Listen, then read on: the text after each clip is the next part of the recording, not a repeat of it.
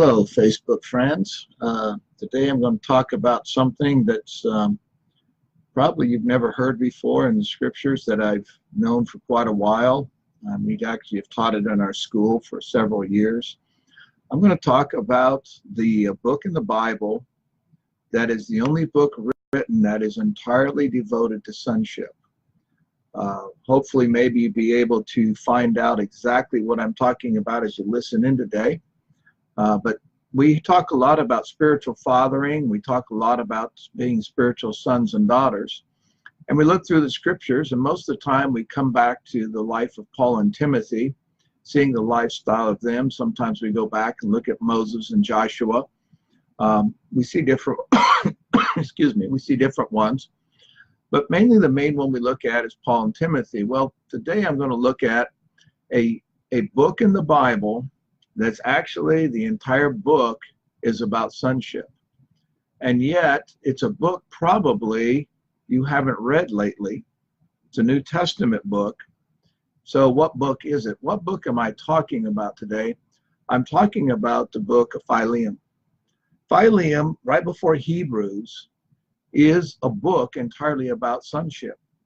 Paul writes to Philemon, and the entire context of the entire book, or the one chapter, I guess you might say, of the book, is about Paul making a defense for his spiritual son Onesimus, who was won to the Lord in prison by Paul's lifestyle.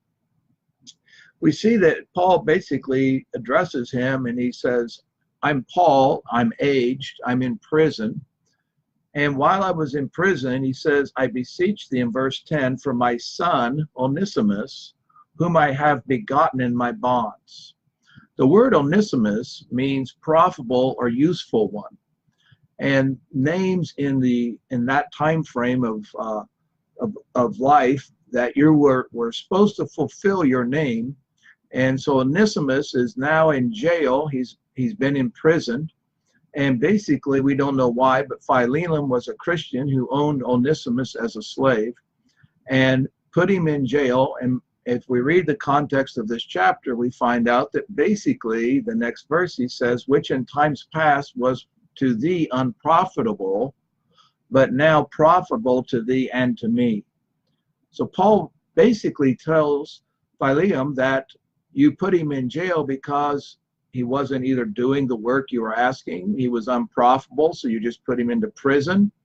But he has had a lifestyle change by the conversion of Paul winning him to become a Christian because of the lifestyle that Philemon or Onesimus saw. So Paul was basically saying he has lived up to his name, Onesimus, profitable one, useful one, and he's been useful even to me. Paul goes on to explain and says that maybe he has created a debt, which starts to give us a hint. And in verse 19, Paul, as a spiritual father, says, "I will even repay his debt." And he says in verse 17, he says, "You need to receive him as if you were receiving me." Now, what caused this tremendous lifestyle change for Onesimus to become a spiritual son of Paul's? He's one of the spiritual sons that we seldom ever hear about, but yet is sitting right here in the scriptures. There's many, many multitudes of sons that Paul raised up that we see hidden in this. But this book is the only book that's actually written entirely about a son, a spiritual son of Paul's. Find it very amazing. So when you start to do a historical background into this and start reading the historical premise of what was going on, basically it comes to this, that Paul was in prison, Onesimus was in prison with him, and he basically saw the lifestyle of Paul as a spiritual father, as an apostle, as a leader, and was desiring that lifestyle. The historical things around this, studying this out, actually says that he daily was begging Paul that Paul would receive him as a son. And Paul, because of his persistence, finally agreed that he would bring him on as a spiritual son and raise him up. Paul allowed this man to become a spiritual son, poured into him to the point that, like all the spiritual sons that Paul had raised up, He said, receive him as myself. It's an amazing story just hidden here in the book of Philemon of spiritual sonship. And basically, he says to Philemon, you need to receive this man again as you were receiving me as a Paul, an apostle, a spiritual father, one that's poured into your life, one that I'm in relationship with you. The man has went through a tremendous transformation. So you see, spiritual fathering comes down to not so much the titling that we give people that say, I'm a spiritual son of such and so, or this or that. It comes down to living the lifestyle, even in the hidden places that no one knows about, that others would desire the lifestyle. Paul said, know my manner of life. Basically, he was saying, know how I conduct myself through life with the things that are opposing, the opposition that surrounds me, the things that I'm going through in life. Spiritual fathering is a transparent lifestyle that others can take hope and see exactly how to make it through the hard times of life. Most of the time we're seeing today in spiritual fathering is that people are showing how to do ministry life, but not necessarily how to do life. Spiritual fathering encompasses all areas of life. Spiritual fathering is wanting sons and daughters to rise up and to do exploits that are greater than that spiritual father did. That the hope of all spiritual fathers is in their spiritual children. I have spiritual sons and daughters scattered throughout the world because of our Bible school that we ran. Many are doing fantastic works. Many have birthed multiple churches, networks of churches. Some are running orphanages. Some are running Bible schools. And they are the extension of the manner of life that I lived before them, being transparent before them. They desired to see how I did certain aspects. One of the challenges the Lord's been really speaking to me lately is the challenge of this is how to pray, this is how I study, this is how I approach things, and beginning to show even the thought processes of how I'm coming into certain aspects of life and how I'm even looking at things and making decisions in life. Spiritual fathering is seeing the potential in the sons and daughters and having a vision for them, and then releasing that wonderment of God that they see into their life so that they can see it themselves. Spiritual fathers have to give opportunity for their spiritual sons and daughters. Basically, Paul was saying to Philemon again, Onesimus has no opportunity sitting here in this prison cell.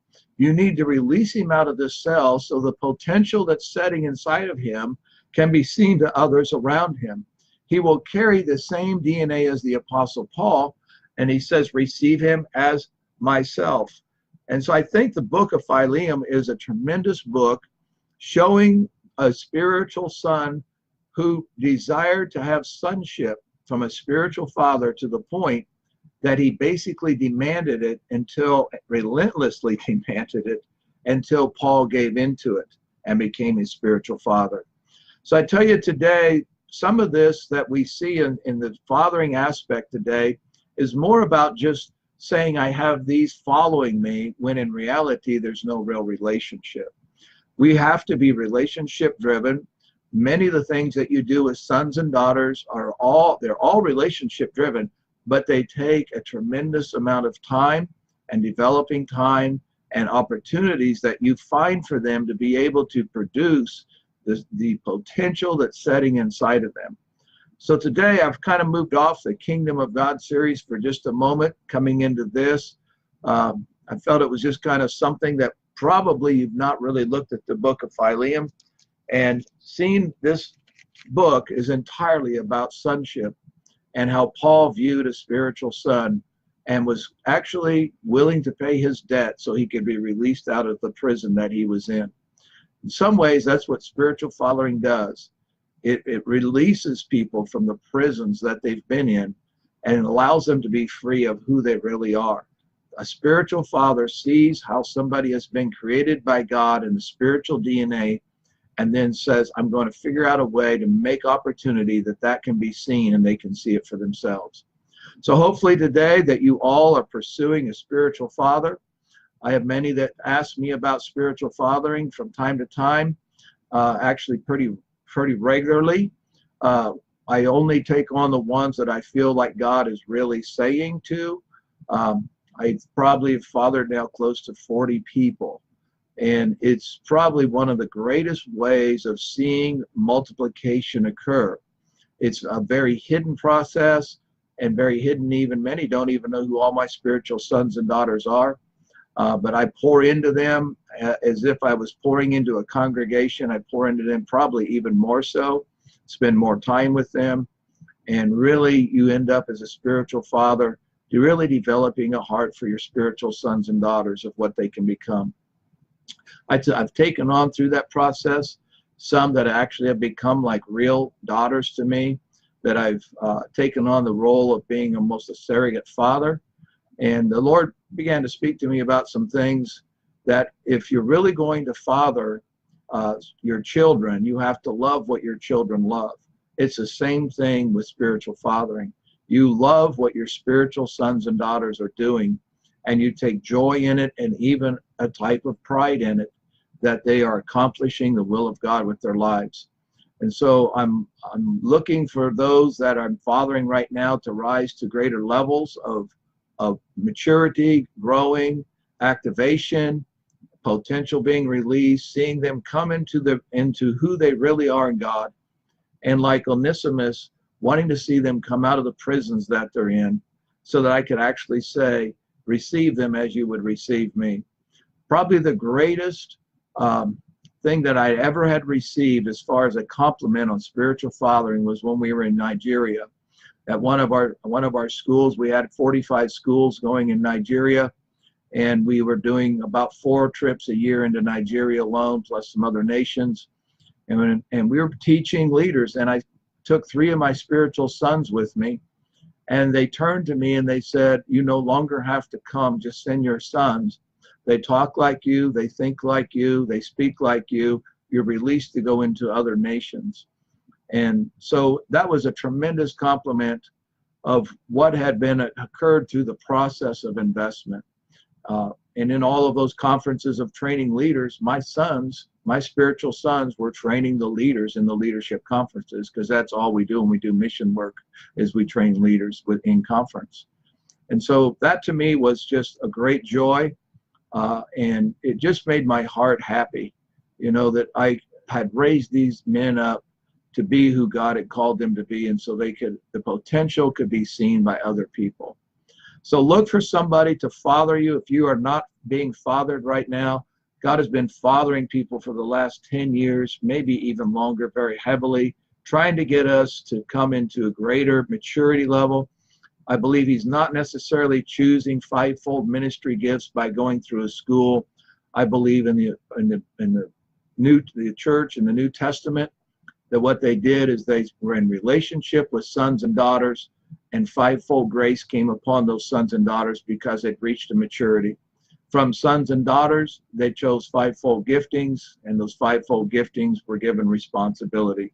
It came because they had proven themselves in relationship. So look for a spiritual father. Ask God to bring you a spiritual father. You can receive from fathers in the faith. You can receive from spiritual fathers and not necessarily be in a relationship. But the greatest thing you could do to mature is get into a relationship with a spiritual father. You may have to relentlessly pursue, like Onesimus. And if you're a leader, you need to ask God to make you a father. We are in dire need of spiritual fathers in the church. I'm in relationship with a lot of leaders in different states, and there are some states that they have apostles, but they don't have fathers. But all true apostles are fathers, and not all fathers are true apostles. So leave you with that today on spiritual fathering and the book of Philemon, the only book in the Bible that the entire book is focused around the relationship of Paul and his spiritual son Onesimus, the one who was looked at as unprofitable but lived up to his name and finally became profitable. God bless you. Pass this video around to others. I post it in different places on Facebook. There's lots of different groups that are reading my books and using videos that I'm sending out. Many have said it's a tremendous blessing, and so share this video, and God bless you, and stay in touch, and I'll see you soon. Okay, have a great day.